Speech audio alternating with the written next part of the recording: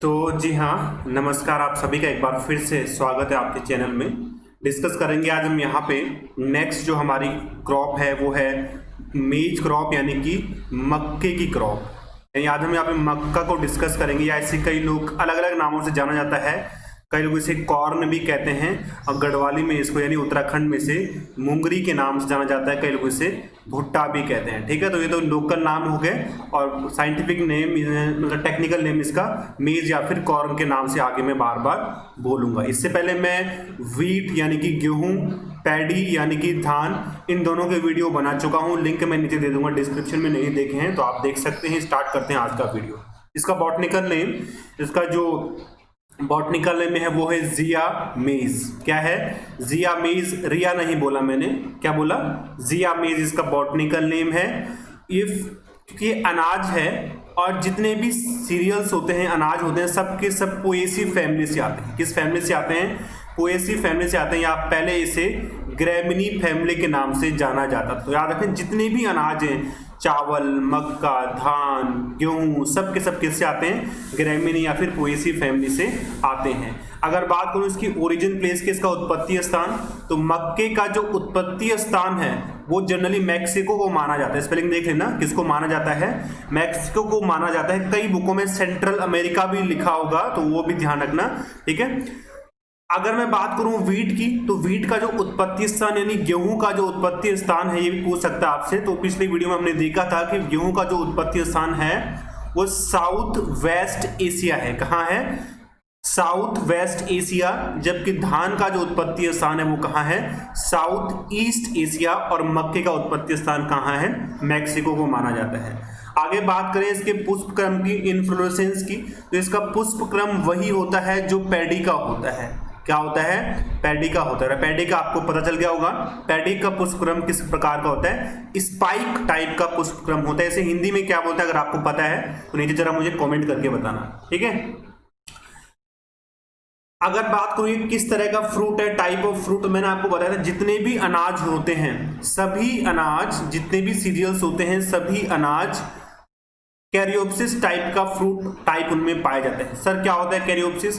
Caryopsis उस seed को कहा जाता है जिससे सीड को, जिससे जो पेरिकार्प होता है, फल भित्ति होती है, उसको रिमूव नहीं कर सकते। या अगर मैं सपाट भाषा में कहूं तो कैरियोप्सिस वो फ्रूट या वो सीड होते हैं जिन सीड से बीज के छिलके को नहीं हम अलग कर सकते, उसको कैरियोप्सिस कहा जाता है। जैसे आपने देखा होगा धान में, यही सभी जितने भी अनाज हैं उनमें हम जो पेरिकार्प होता है, जो फल भित्ति होती है, उसको रिमूव नहीं कर सकते, वो उसी में चिपक जाती है बस। लेकिन कुछ ऐसे फ्रूट होते हैं जिससे हम फल भित्ति को, उसकी छिलके को अलग कर सकते हैं। जैसे कि आम हो गया, तो उसको फ्लैशी फ्रूट कहा जाता है। बात करें इससे टेम्परेचर की, तो मक्के का जो टेम्परेचर होता है वो जनरली 25 से लेके 32 डिग्री सेल्सियस के बीच पे होता है। कई बुकों में ऐसे लिखा होगा कि 30 से लेके 32 डिग्री सेल्सियस, तो वो भी देख लेना, वो भी सही है। इसका जो एवरेज टेम्परेचर होता है वो होता है 25 से लेके 32 डिग्री सेल्सियस। एक कई बार ये भी पूछ लेता है कि इसका जर्मिनेशन टेम्परेचर कितना होता है। जर्मिनेशन टेम्परेचर मतलब अंकुरण के लिए, बीज के अंकुरण के लिए कितना टेम्परेचर चाहिए होता है, तो वो होता है करीब करीब 20 से लेके 25 डिग्री के आसपास मक्के के जर्मिनेशन के लिए टेम्परेचर चाहिए होता है, वो भी देख लेना। क्रोमोसोम की बात करूं, इसमें कितने क्रोमोसोम मिलते हैं, तो इसमें मिलते हैं कितने? इसमें 20 क्रोमोसोम मिलते हैं, जो कि डिप्लॉयड प्लांट है। ठीक है।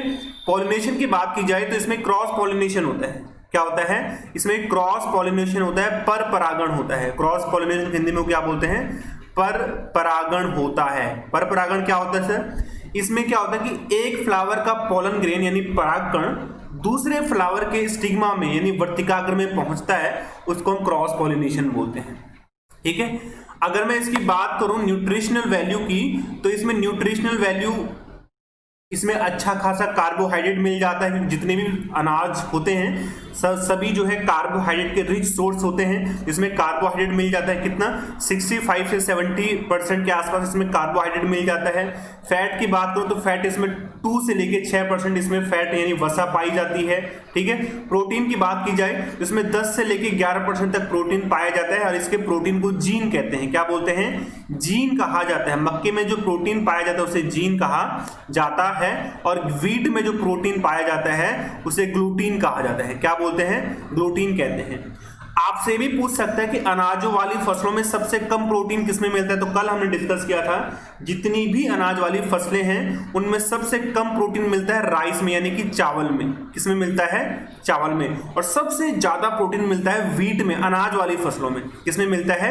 व्हीट में मिलता है। कितना मिलता है? मैक्सिमम 13% तक मिल सकता है, कई बुकों में 15% भी लिखा होगा। ठीक है। और वैसे बात करें किस फसल में सबसे ज्यादा प्रोटीन मिलता है, तो सबको पता है कि दलहनी फसलों में सबसे ज्यादा प्रोटीन मिलता है, वो भी सोयाबीन की फसल में। किसमें? सोयाबीन की फसल में सबसे ज्यादा प्रोटीन पाया जाता है। लेकिन सोयाबीन अनाज नहीं है, ये एक दलहनी फसल है। ओके, तो आगे देखो, मेज एक लॉन्ग डे प्लांट होता है, यानी इसको ज्यादा धूप की आवश्यकता होती है। ये एक खरीफ, ये यहाँ पे देखना, मेज यानी कि मक्का जो है वो खरीफ की क्रॉप है। क्या है? खरीफ की क्रॉप है, लेकिन कई राज्यों में इसको जो है रबी की क्रॉप की तरह भी उगाया जाता है। तो मतलब इसको तीनों सीजन में आप उगा सकते हैं। खासकर जो बिहार का एरिया है भारत का, वहां पे जो खरीफ क्रॉप है यानी जो मक्का है उसको जो है रबी क्रॉप की तरह भी उगाया जा सकता है और उगाया जाता है। ठीक है। अगर बात करें इसके टेस्ट वेट की, टेस्ट भार की, ठीक है, परीक्षण भार की, वो होता है 250 से लेके 280 ग्राम। अलग अलग क्यों? तो अलग अलग वैरायटी है मक्के की, कुछ हाइब्रिड वैरायटी भी हैं, तो हर एक जो वैरायटी है उसका टेस्ट वेट करीब करीब अलग होता है। तो मोटा माटी इससे 250 से लेके 280 ग्राम तक जो है मक्के का टेस्ट वेट होता है। सर टेस्ट वेट क्या होता है? तो 1000 बीजों का जो भार होता है, 1000 बीजों के जो भार है उसको हम टेस्ट वेट कहते हैं। क्या बोलते हैं? टेस्ट वेट कहते हैं। और हमेशा टेस्ट वेट छोटे बीजों के लिए यूज किया जाता है। किसके लिए? छोटे बीजों के लिए यूज किया जाता है, जैसे कि चावल हो गया, गेहूं हो गया, और ज्वार हो गया, बाजरा हो गया, ये मक्का हो गया। हमेशा इनके लिए टेस्ट वेट यूज किया जाता है। एक होता है टेस्ट इंडेक्स। क्या होता है? Test index. ये हमेशा, इसमें क्या होता है, ये 100 बीजों का भार होता है। 100 बीजों के भार को हम टेस्ट इंडेक्स बोलते हैं। और ये जनरली बड़े बीजों के लिए, जिनकी बीज बड़े होते हैं उनके लिए यूज किया जाता है। जैसे राजमा का बीज हो गया, राजमा का बीज बड़ा होता है। छोले वाले चावल, जो बड़े बड़े छोले होते हैं, जिससे छोले वाले जो दाल होती है चने की, उसके बीज बड़े होते हैं, तो उनके लिए टेस्ट इंडेक्स यूज किया जाता है। ये बहुत ही इंपॉर्टेंट कि अनाजों की रानी, क्वीन ऑफ सीरियल्स, यानी कि अनाजों की रानी किसे कहा जाता है? तो किसे कहा जाता है? मक्के को कहा जाता है। मक्का, ठीक है। मेज को कहा जाता है, कॉर्न को कहा जाता है। तो किंग किसे कहा जाता है? रानी है, तो रानी अकेली तो होती नहीं, राजा भी होता है उसका। तो अनाजों का राजा किसको कहा जाता है? गेहूं को कहा जाता है। किसको कहा जाता है?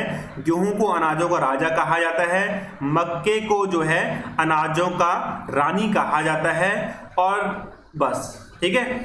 अगर बात करूं मैं टॉप, इसमें प्रोडक्शन सबसे ज्यादा विश्व में कौन जो है मक्का उत्पादन करता है, तो जो अमेरिका है, United state of America, USA, वो विश्व का सबसे ज्यादा जो है मक्का उत्पादित करने वाला जो है क्या है, कंट्री है। उसके बाद आता है कौन? इसके बाद आता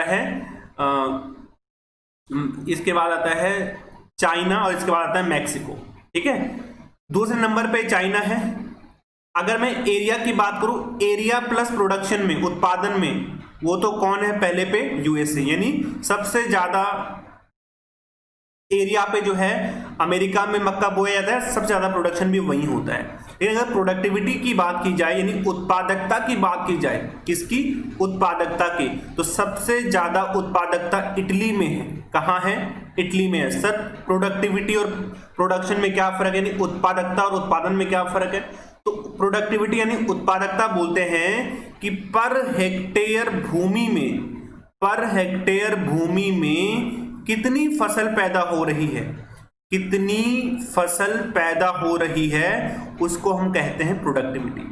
यानी 1 हेक्टेयर भूमि में किसी देश में कितनी फसल हो रही है, उसको प्रोडक्टिविटी कहा जाता है। इटली में जो है इसकी प्रोडक्टिविटी बहुत ज्यादा है। ठीक है। तो टॉप में इटली है, और एरिया के मामले में, प्रोडक्शन के मामले में यूएसए है। ओके। अगर बात करें इंडिया में, तो टॉप प्रोड्यूसिंग स्टेट, सबसे ज्यादा जो है मक्का उत्पादित करने वाला राज्य जो है आंध्र प्रदेश है। कई बुकों में कर्नाटक भी लिखा होगा, और कई बुकों में जो है यूपी भी लिखा होगा, उत्तर प्रदेश भी लिखा होगा, लेकिन सही आंसर क्या है? आंध्र प्रदेश है। ठीक है। नेक्स्ट, जो मक्का है, मक्का एक उभयलिंगी पौधा है। मक्का एक क्या है, उभयलिंगी पौधा है। कैसा पौधा है, उभयलिंगी। सर उभयलिंगी क्या होता है? उभयलिंगी वो पौधे होते हैं जिनमें मेल और female flower, male and female flower यानी कि नर और मादा फूल या पुष्प अलग अलग पाए जाते हैं, उनको हम कहते हैं मेल मोनोसियस फ्लावर यानी कि उभयलिंगी। सर समझ में नहीं आया तो आप इसको ऐसे समझो, मान लीजिए आपके पास एक मक्के का पौधा है, ये एक मक्के का पौधा है, इसमें एक फ्लावर ये है और एक फ्लावर ये है, तो मतलब इस एक फ्लावर में सिर्फ मेल पार्ट होगा, दूसरे फ्लावर में सिर्फ फीमेल पार्ट होगा, इसीलिए इसमें मेल और फीमेल अलग अलग फ्लावर में पाए जाते हैं। इसीलिए इसमें क्रॉस पॉलिनेशन भी होता है, क्योंकि इस फ्लावर का जो वो है कौन, पॉलन ग्रेन है, दूसरे फ्लावर के स्टिग्मा में पहुंचता है, इसको क्रॉस पॉलिनेशन कहा जाता है।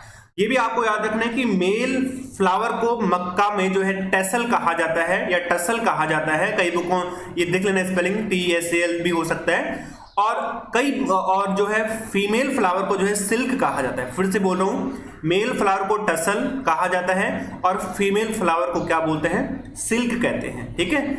और कई बार एग्जाम में पूछता है कि removing of flower, male flower को क्या बोलते हैं मक्के में, जो टेसलिंग होती है या टसलिंग होती है, रिमूविंग ऑफ मेल फ्लावर यानी पौधे से, मक्के के पौधे से मेल फ्लावर को, नर पुष्प को रिमूव करने को क्या बोलते हैं, टेसलिंग कहा जाता है। और वैसे ही फीमेल फ्लावर को रिमूव करने को क्या कहा जाता है, सिल्किंग कहा जाता है। क्यों कहा जाता है सर सिल्किंग? क्योंकि मक्के के फीमेल फ्लावर को सिल्क कहा जाता है, मेल फ्लावर को टसल कहा जाता है, इनको रिमूव करने की प्रोसेस जो है टेसलिंग और सिल्किंग रिस्पेक्टिवली कहलाती है। बात करते हैं इसमें प्रोटीन का नाम बताओ, तो मक्के में जो प्रोटीन मिलता है उसका नाम जीन प्रोटीन है। कौन सा प्रोटीन है? मक्के में जो प्रोटीन पाया जाता है वो जीन प्रोटीन है, GENE। कितना प्रोटीन मिलता है मक्के में? अभी मैंने पीछे बताया था कि 10 से लेके 11% प्रोटीन मक्के में पाया जाता है। अगर मैं बात करूं कि देखो मक्के की 7 खास स्पीसीज हैं, यहाँ पे मैंने तो 6 ही लिखी है, 7वां भी है, एक देख लेना कौन सा है। मक्के की 7 बहुत ही फेमस स्पीसीज हैं। एक है फ्लिंट कॉर्न, फ्लिंट कॉर्न इसे जियामेज, इसका जो बॉटनिकल नेम है वो है जियामेज इंडुरेटा।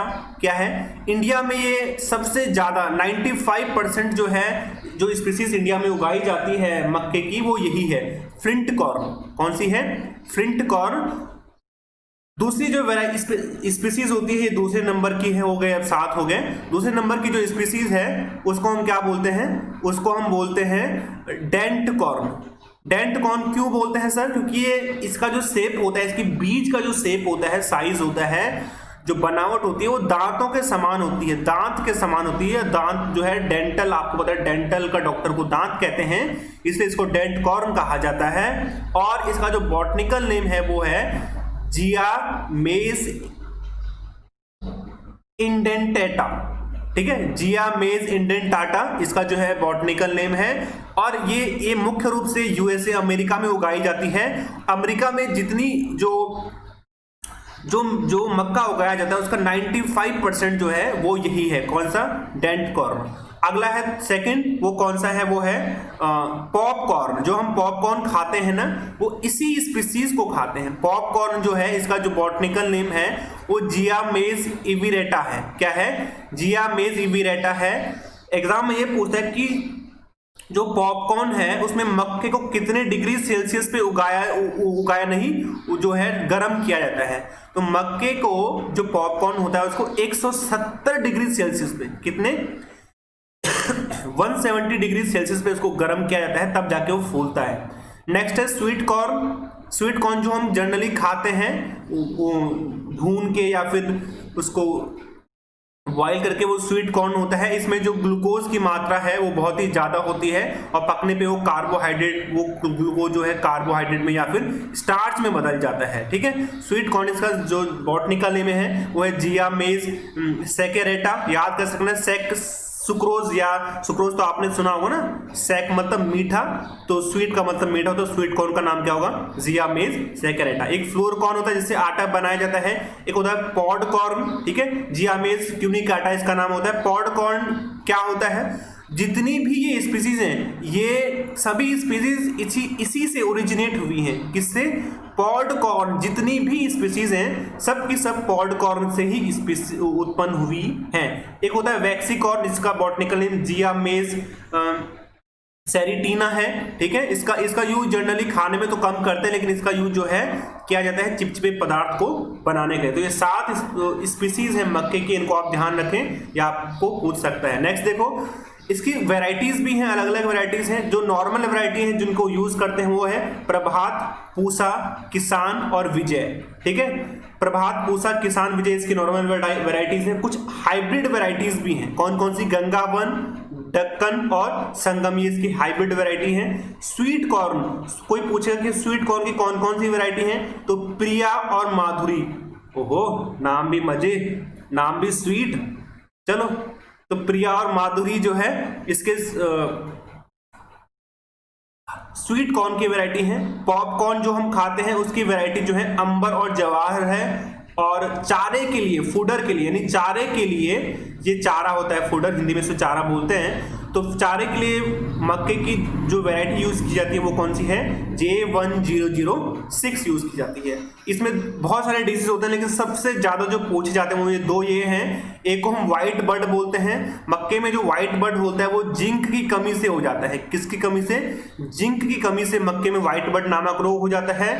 दूसरा जो बहुत ही फेमस है, इंपॉर्टेंट है, ये बहुत बार पूछा गया एग्जाम में, क्वेश्चन भी है कि डाउनी मिल्ड्यू जो रोग है मक्के में वो किसकी कमी से होता है या किसकी वजह से होता है? कमी तो नहीं, किसकी वजह से बोलूंगा, तो किसकी वजह से होता है? फंगस, एक कवक की वजह से जो है डाउनी मिल्ड्यू रोग इसमें मक्के में होता है। तो आज के लिए बस इतना ही। आपके लिए HW है। अगर आपको इसका आंसर आता है तो आप मुझे कमेंट करके बताओ कि गेहूं में कौन सा प्रोटीन पाया जाता है। अगर आपको नहीं आता तो आप गेहूं वाला यानी व्हीट वाला लेक्चर देख सकते हैं। आज के लिए बस इतना ही। Thank you so much. God bless you all.